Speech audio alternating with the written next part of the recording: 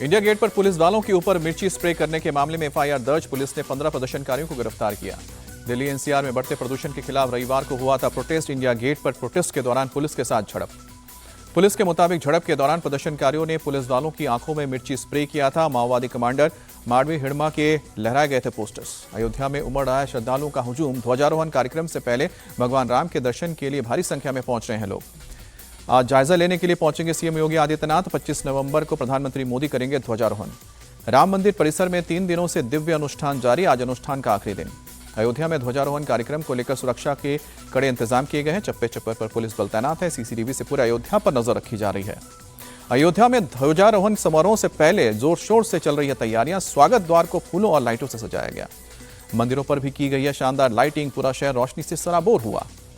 दिल्ली में बड़े drug racket का खुलासा। 262 करोड़ की ड्रग्स के साथ 2 आरोपी गिरफ्तार। नारकोटिक्स कंट्रोल ब्यूरो की बड़ी कार्रवाई।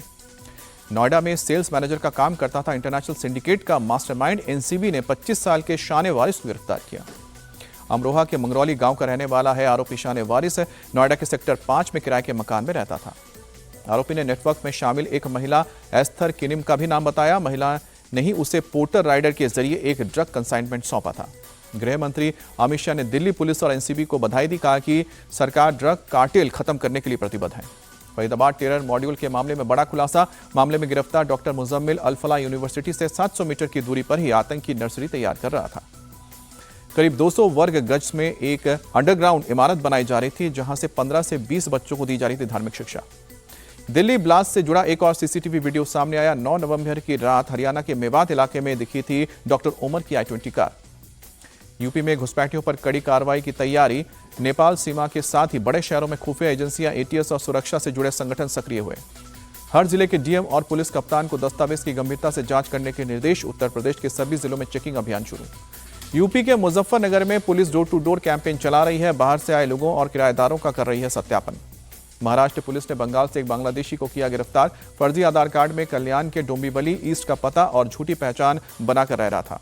एसआईआर को लेकर राहुल गांधी का चुनाव आयोग पर हमला। कहा कि एसआईआर सत्ता की रक्षा में लोकतंत्र की बलि।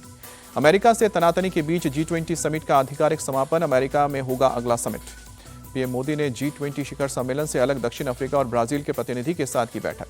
3 देशों की मीटिंग में बोले पीएम मोदी, यूएनएससी में सुधार अब विकल्प नहीं बल्कि आवश्यक हो गया है।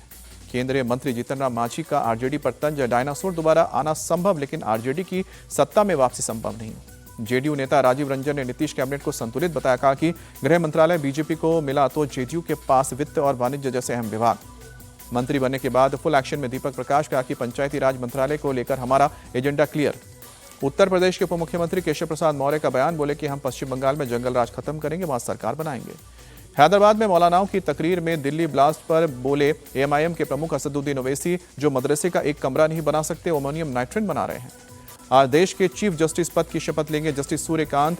करीब 15 महीने का होगा कार्यकाल।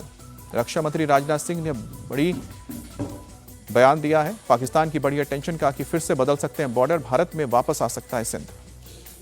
आरएसएस की फंडिंग के सवाल पर सीएम योगी आदित्यनाथ बोले, यहां कोई देश या संगठन फंडिंग नहीं करता है। लोग निस्वार्थ भाव से सेवा के लिए आरएसएस से जुड़ते हैं। मोहन भागवत बोले, हम भारत के लोग हैं, एक हिंदू समाज और एक हिंदू राष्ट्र। हमें धर्म का पालन कर दुनिया को सेवा और त्याग का संदेश देना चाहिए। भोपाल में सरेआम एक युवक की बदमाशों ने की पिटाई। पुलिस ने मामला दर्ज करके आरोपियों को हिरासत में लिया। आगरा में एक स्कूटी सवार पर 2 बाइक सवारों ने किया जानलेवा हमला। हमले में युवक सिर में गड़ा नुकीला हथियार, अस्पताल में भर्ती। गुरुग्राम में एक युवक पर आधा दर्जन बदमाशों ने जानलेवा हमला किया। कुल्हाड़ी, तेजधार हथियारों से हमला किया गया। गंभीर हालत में अस्पताल में भर्ती। कोलकाता में 33 साल के शख्स का होटल में शव बरामद। तौलिए से बंधा था पैर। पुलिस ने एक लड़का और लड़की को गिरफ्तार किया। एमपी के खंडवा में मदरसे से 20 लाख के नकली नोट बरामद। भोपाल से मास्टरमाइंड डॉक्टर समेत 3 आरोपी गिरफ्तार। ट्रैवल एजेंसी की आड़ में छापते थे फेक करेंसी। यूपी के गोंडा में एनकाउंटर। एसओजी की टीम ने 5 लुटेरों को गिरफ्तार किया। 2 के पैर में गोली लगी। एमपी के जबलपुर में सनातन विरोधी पुस्तकें बांटे जाने पर हंगामा। विश्व हिंदू परिषद और बजरंग दल के कार्यकर्ताओं ने किया विरोध प्रदर्शन। एमपी के रायसेन में 6 साल की मासूम के साथ दरिंदगी। आरोपी की तलाश में जुटी पुलिस की 8 टीमें। ड्रोन के जरिए सिरहोर तक सर्च ऑपरेशन। 10,000 का रखा गया इनाम। आरोपी सलमान की गिरफ्तारी में देरी पर लोगों का फूटा गुस्सा। अब्दुल्ले का गंज के और साथ ही सुल्तानपुर के बाजार बंद किए गए। हिंदू संगठनों ने तुरंत गिरफ्तारी की मांग की। ग्वालियर में पुलिस की टीम ने 2 स्पा सेंटर पर रेड की। कई लड़के और लड़कियों को आपत्तिजनक हालत में गिरफ्तार किया। पंजाब में फगवाड़ा जालंधर हाईवे पर भीषण हादसा, कार और ट्रक की टक्कर में एक शख्स की मौत, ट्रक से टकराते ही आग का गोला बनी कार। उत्तर प्रदेश के हापुड़ में स्क्रैप फैक्ट्री में लगी आग, बड़े पैमाने पर नुकसान की आशंका। दिल्ली में प्रदूषण में अब भी खराब स्थिति, 39 में से 20 मॉनिटरिंग स्टेशन पर AQI बेहद खराब श्रेणी में। दिल्ली के मयूर विहार इलाके में भी बड़ा प्रदूषण, सुबह के वक्त 441 दर्ज हुआ AQI। इजराइल ने लेबनान की राजधानी बेरूत पर हमला किया, जून के बाद पहली बार हमले में 5 लोगों के मारे जाने की खबर, 25 घायल। इजराइल ने हिजबुल्लाह के चीफ ऑफ स्टाफ को मार गिराने का दावा किया, हमले में कई इमारतें भी नष्ट हुई।